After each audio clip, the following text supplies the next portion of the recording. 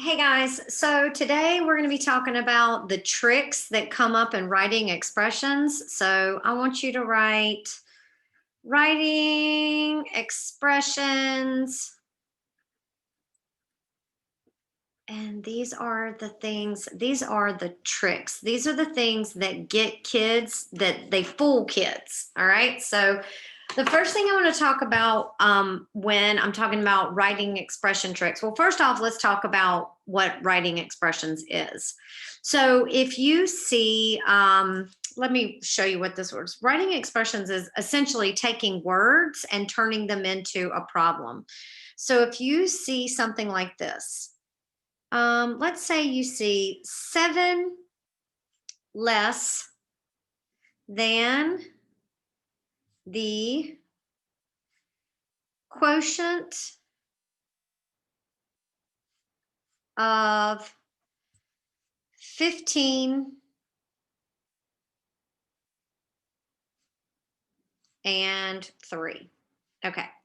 Now, some of you are right now thinking to yourself, okay, I know exactly how to write that as numbers and operations.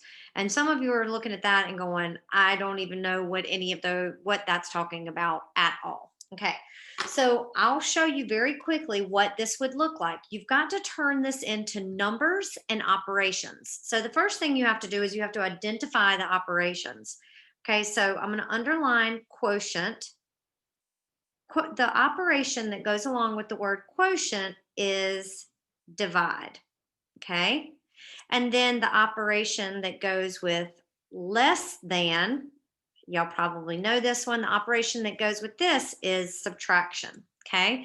So now what we have to do is we have to write this as um, basically as numbers and as operations. So here we go. This is 7 less than the quotient of 15 and 3. Okay. Well, when it says less than, that means that the 7 has to go at the end because you're taking the 7 away from the quotient of 15 and 3. So the way that this would look is like this. It would go the quotient of 15 and 3. So that means 15 divided by 3.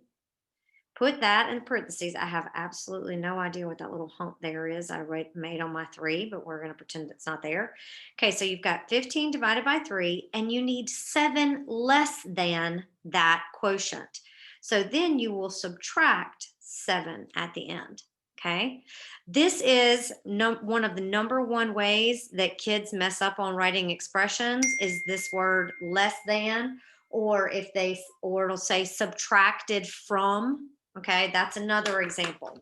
So let's talk about the 4 tricky words. 4 tricky words. So the first tricky word is quotient. Quotient is a very fancy way of writing divide. Okay, all it means is divide. That's the first tricky word. Second tricky word, I'm going to write it underneath it, is product. Product is a fancy word way of saying multiply. Sorry, my son is texting over and over again. I'm ignoring him because he's talking about wanting to dye his hair at his friend's house. We don't respond to those texts. Next one is, okay, so we've got quotient is the weird word that means divide. Product is the weird word that means multiply. Sum is the weird word that means to add. Okay, and does anybody in the crowd know the weird word that means to subtract? Yay, that's right, it's difference. Difference is the weird word that means to subtract. Okay, all right, and I'm going to label this the weird words. Weird words. Now, if you see subtract, you're going to know to subtract. If you see add, you're going to know to add.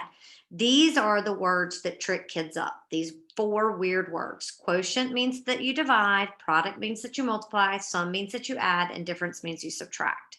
So, for example, example, if you get, let's say you get it written out and it looks like this, and it says, my goodness, he's not giving it up. Okay, let's say it says,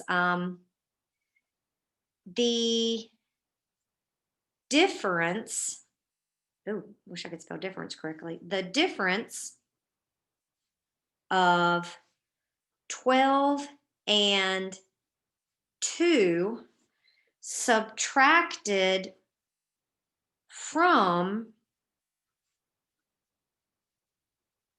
37. Okay.